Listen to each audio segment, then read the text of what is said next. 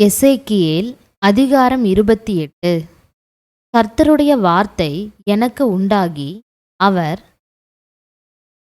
மனுபுத்திரனே, நீ தீருவின் அதிபதியை நோக்கி, கர்த்தராகிய ஆண்டவர் உரைக்கிறது என்னவென்றால், உன் இருதயம் மேட்டிமை கொண்டு, நான் தேவன், நான் சமுத்திரத்தின் நடுவே தேவாசனத்தில் வீற்றிருக்கிறேன் என்று நீ சொல்லி, உன் இருதயத்தை தேவனின் இருதயத்தைப் போல் ஆக்கினாலும் நீ மனுஷனேயல்லாமல் தேவன் அல்ல.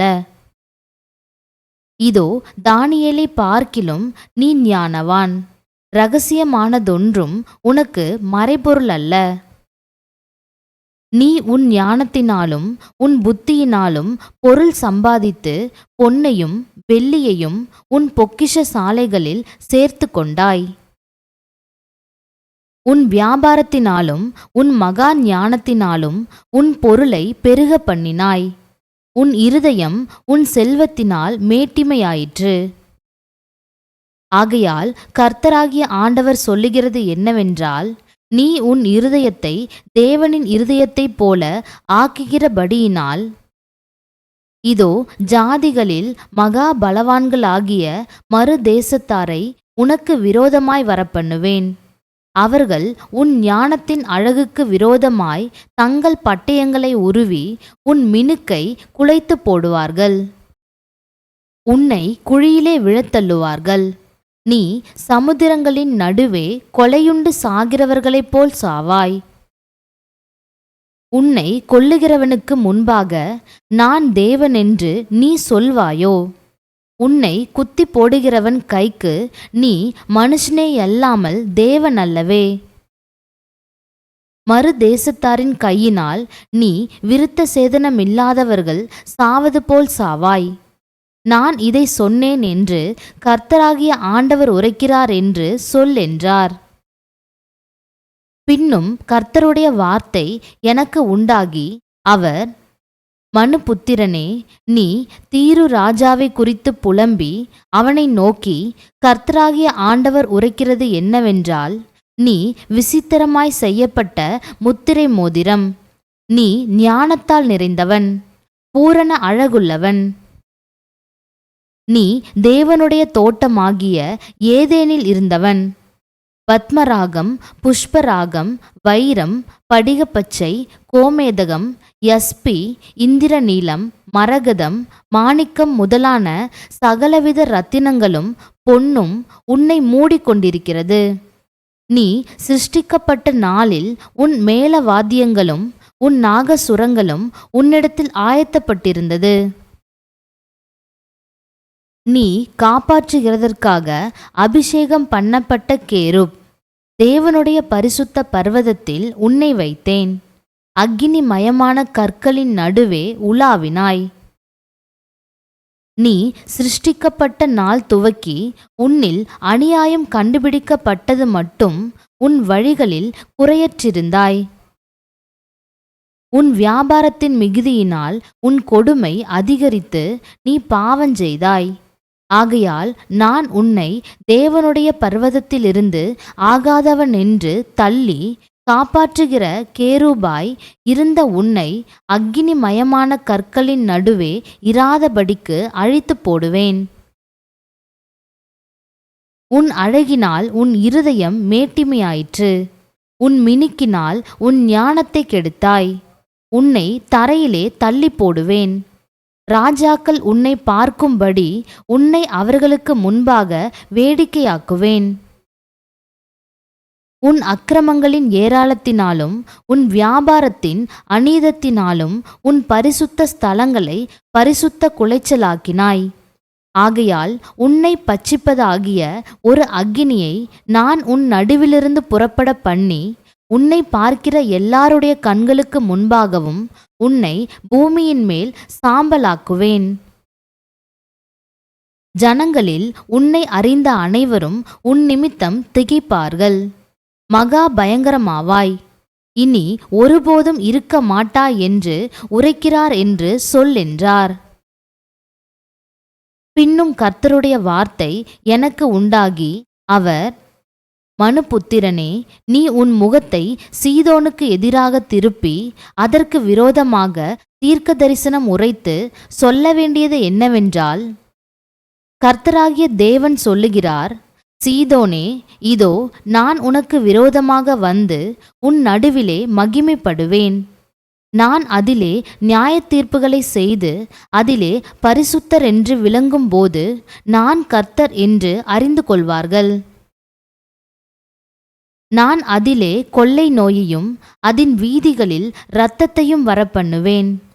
அதற்கு விரோதமாய் சுற்றிலும் வந்த பட்டயத்தினால் காயம்பட்டவர்கள் அதின் நடுவிலே வெட்டுண்டு விழுவார்கள். அப்பொழுது நான் கர்த்தர் என்று அறிந்து கொள்வார்கள். இஸ்ரவேல் வம்சத்தாரை இகழ்ந்த அவர்களுடைய சுற்றுப்புறத்தார் ஆகிய அனைவரிலும் இனி தைக்கிற முள்ளும் நோவுண்டாக்குகிற நெரிஞ்சிலும் அவர்களுக்கு இராது. அப்பொழுது நான் கர்த்தராகிய ஆண்டவர் என்று அறிந்து கொள்வார்கள். கர்த்தராகிய ஆண்டவர் சொல்லுகிறது என்னவென்றால், நான் இஸ்ரவேல் வம்சத்தாரை அவர்கள் சிதறடிக்கப்பட்டிருக்கிற ஜனங்களிடத்திலிருந்து சேர்த்து கொண்டு வந்து அவர்களால் ஜாதிகளின் கண்களுக்கு முன்பாக பரிசுத்தரென்று விளங்கும்போது அவர்கள் என் தாசனாகிய யாக்கோபுக்கு நான் கொடுத்த தங்களுடைய தேசத்திலே குடியிருப்பார்கள். அவர்களுடைய சுற்றுப்புறத்தாரில் அவர்களை இகழ்ந்த அனைவரிலும் நான் நியாய தீர்ப்புகளை செய்யும்போது அவர்கள் அதிலே சுகமாய் குடியிருந்து வீடுகளை கட்டி திராட்சத் தோட்டங்களை நாட்டி சுகமாய் வாழ்ந்து நான் தங்கள் தேவனாகிய கர்த்தர் என்று அறிந்து கொள்வார்கள் என்கிறார் என்று சொல் என்றார். அதிகாரம் 29. 10ஆம் வருஷம் 10ஆம் மாதம் 12ஆம் தேதியிலே கர்த்தருடைய வார்த்தை எனக்கு உண்டாகி, அவர், மனுபுத்திரனே, நீ எகிப்தின் ராஜாவாகிய பார்வோனுக்கு எதிராக உன் முகத்தை திருப்பி அவனுக்கும் எகிப்து முழுதுக்கும் விரோதமாய் தீர்க்க தரிசனம் உரைத்து சொல்ல வேண்டியது என்னவென்றால், கர்த்தராகிய ஆண்டவர் சொல்லுகிறார், எகிப்தின் ராஜாவாகிய பார்வோனே, நீ உன் நதிகளின் நடுவிலே படுத்துக்கொண்டு, என் நதி என்னுடையது, நான் அதை எனக்காக உண்டு பண்ணினேன் என்று சொல்லுகிற பெரிய முதலையே, இதோ நான் உனக்கு விரோதமாய் வந்து உன் வாயிலே துறடுகளை மாட்டி உன் நதிகளின் மச்சங்களை உன் செதில்களில் ஒட்டி கொள்ளும்படி செய்து உன்னை உன் நதிகளின் நடுவிலிருந்து தூக்கிவிடுவேன். உன் நதிகளின் மச்சங்கள் எல்லாம் உன் செதில்களில் ஒட்டி கொண்டிருக்கும்.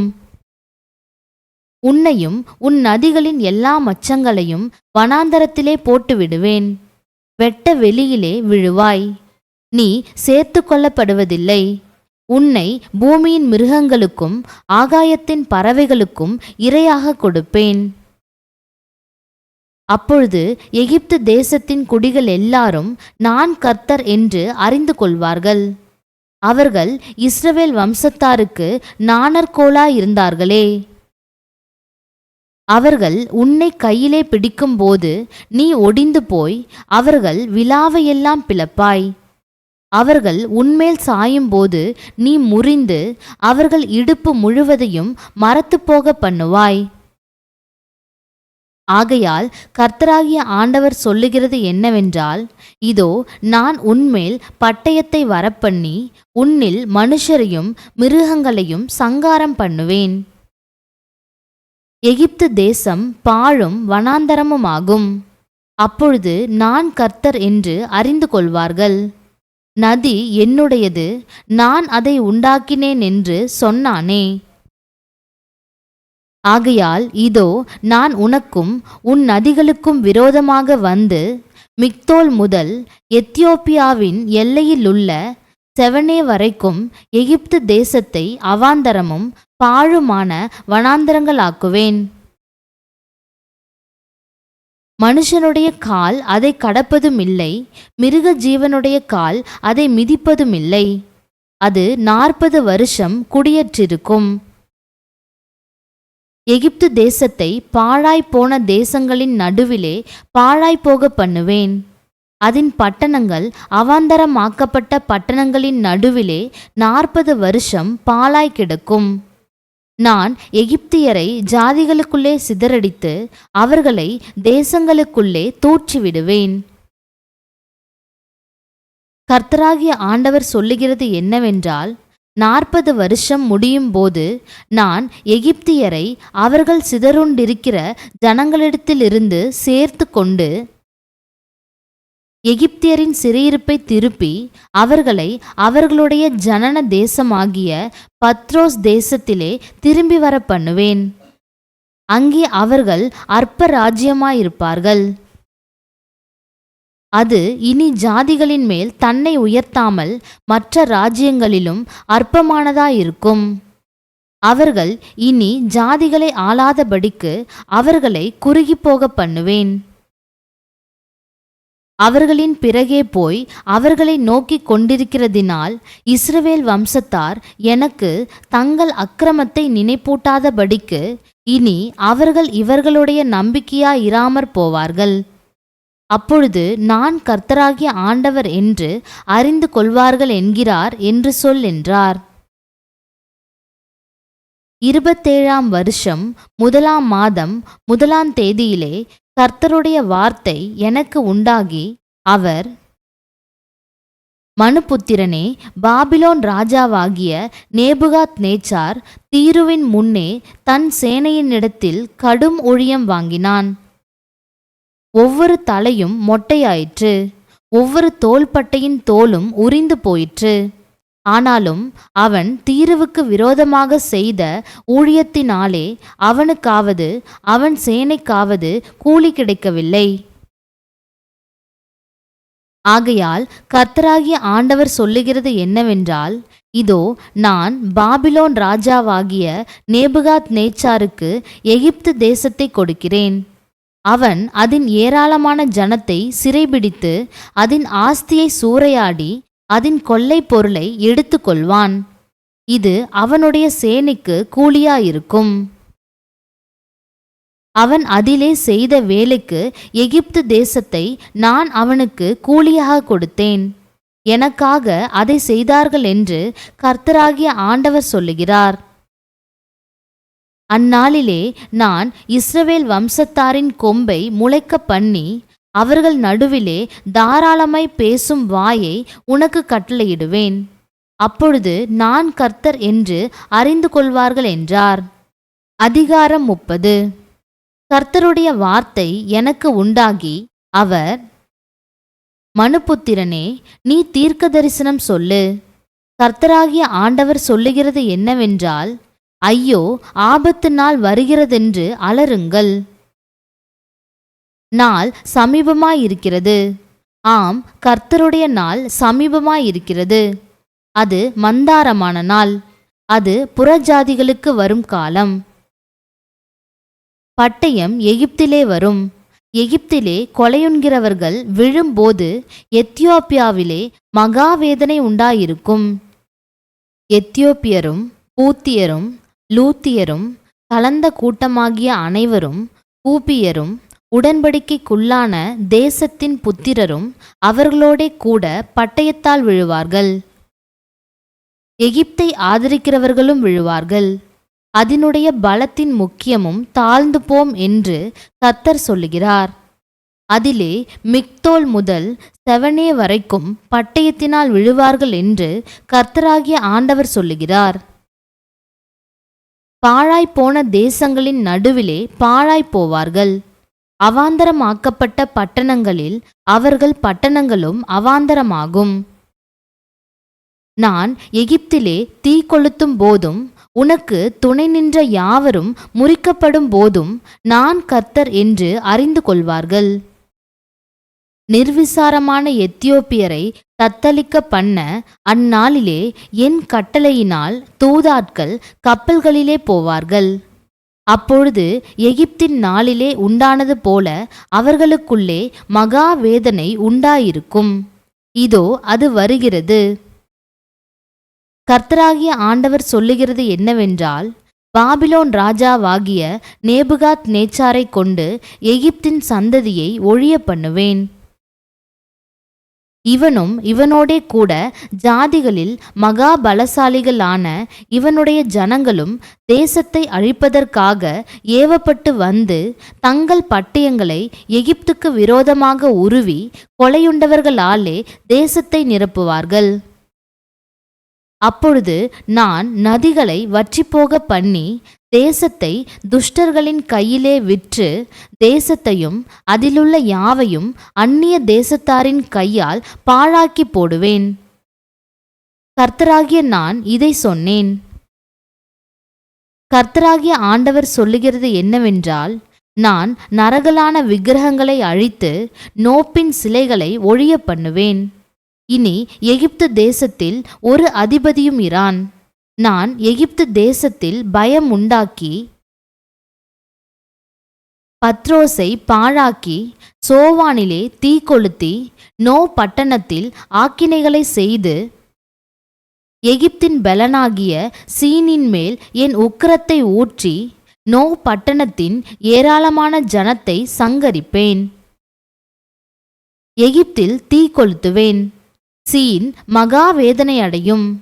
நோ பட்டணம் தகர்ந்து இடிந்து போகும். நோப்புக்கு தினந்தோறும் நெருக்கங்களுண்டாகும். ஆவென், பிபேசெத் என்கிற பட்டணங்களின் வேலைக்காரர் பட்டயத்தால் விழுவார்கள். அவைகளின் குடிகள் சிறையிருப்புக்கு போவார்கள். எகிப்தின் நுகங்களை நான் முறிக்கும் போதும் அதனுடைய பலத்தின் முக்கியம் அதிலே ஓயும் போதும் மந்தாரம் அதை மூடும். தக்பானேசிலே பகல் இருண்டு போகும். அதன் குமாரத்திகள் சிறைப்பட்டு போவார்கள். இப்படி எகிப்திலே நியாய தீர்ப்புகளை செய்வேன். அப்பொழுது நான் கர்த்தர் என்று அறிந்து கொள்வார்கள் என்கிறார் என்று சொல் என்றார். 11ஆம் வருஷம் 1ஆம் மாதம் 7ஆம் தேதியிலே கர்த்தருடைய வார்த்தை எனக்கு உண்டாகி, அவர், மனுபுத்திரனே, எகிப்தின் ராஜாவாகிய பார்வோனுடைய புயத்தை முறித்து போடுவேன். இதோ அது குணமாகத்தக்கதாக கட்டப்படுவதில்லை. அது பட்டயத்தை பிடிக்கத்தக்க பலனை அடையும்படி பத்தை வைத்து கட்டப்படுவதுமில்லை. ஆகையால் கர்த்தராகிய ஆண்டவர் சொல்லுகிறது என்னவென்றால், இதோ நான் எகிப்தின் ராஜாவாகிய பார்வோனுக்கு விரோதமாக வந்து பலனுள்ளதும் முறிந்ததுமாகிய அவனுடைய புயங்களை முறித்து போடுவேன். பட்டயத்தை நான் அவன் கையிலிருந்து விழப்பண்ணி எகிப்தியரை ஜாதிகளுக்குள்ளே சிதறடித்து அவர்களை தேசங்களில் தூற்றிவிடுவேன். பாபிலோன் ராஜாவின் புயங்களை பலப்படுத்தி அவன் கையிலே என் பட்டயத்தை கொடுத்து பார்வோனின் புயங்களை முறித்து விடுவேன். அப்பொழுது அவன் கொலையுண்கிறவன் தவிக்கிறது போல அவனுக்கு முன்பாக தவிப்பான். பாபிலோன் ராஜாவின் புயங்களை பலப்படுத்துவேன். பார்வோனின் புயங்களோ விழுந்து போம். என் பட்டயத்தை நான் பாபிலோன் ராஜாவின் கையில் கொடுக்கும் போதும் அவன் அதை எகிப்து தேசத்தின் மேல் நீட்டும் போதும் நான் கர்த்தர் என்று அறிந்து கொள்வார்கள். நான் எகிப்தியரை ஜாதிகளுக்குள்ளே சிதறடித்து அவர்களை தேசங்களில் தூற்றி போடுவேன். அப்பொழுது நான் கர்த்தர் என்று அறிந்து கொள்வார்கள். அதிகாரம் 31. 11ஆம் வருஷம் 3ஆம் மாதம் 1ஆம் தேதியிலே கர்த்தருடைய வார்த்தை எனக்கு உண்டாகி, அவர், மனுபுத்திரனே, எகிப்தின் ராஜாவாகிய பார்வோனோடும் அவனுடைய திரளான ஜனத்தோடும் நீ சொல்ல வேண்டியது என்னவென்றால், நீ உன் மகத்துவத்திலே யாருக்கு ஒப்பாயிருக்கிறாய்? இதோ அசீரியன் லீபனோனிலே அலங்கார கொப்புகளோடும் நிழலிடும் தழைகளோடும் வளர்ந்தோங்கிய கேதுரு விருட்சமாயிருந்தான். அதன் கிளைகளின் தழைகளுக்குள்ளே அதன் நுனி கொழுந்து உயர்ந்திருந்தது. தண்ணீர்கள் அதை பெரிதும் ஆழம் அதை உயர்த்தியுமாக்கின. அதன் ஆறுகள் அதன் அடிமரத்தை சுற்றிலும் ஓடின.